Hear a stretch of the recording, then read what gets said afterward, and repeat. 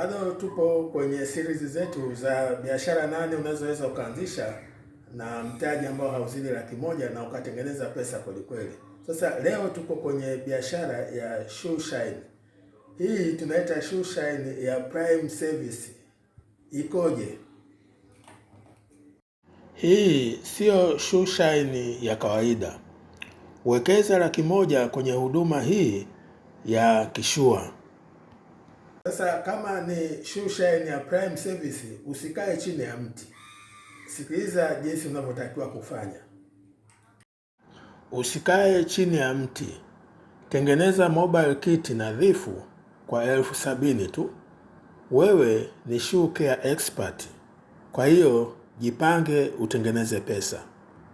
Sasa unachotakiwa kufanya ni kuwafuata wateja wako maofisini.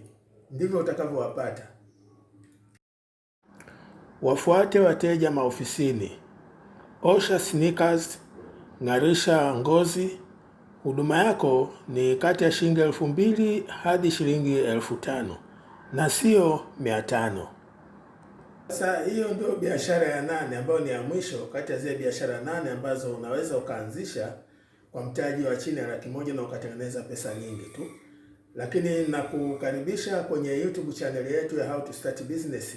Huko kuna video nyingi zinazoelezea mambo mbalimbali ya kuhusiana na uanzishaji wa biashara za mtaji mdogo lakini unapata faida kubwa.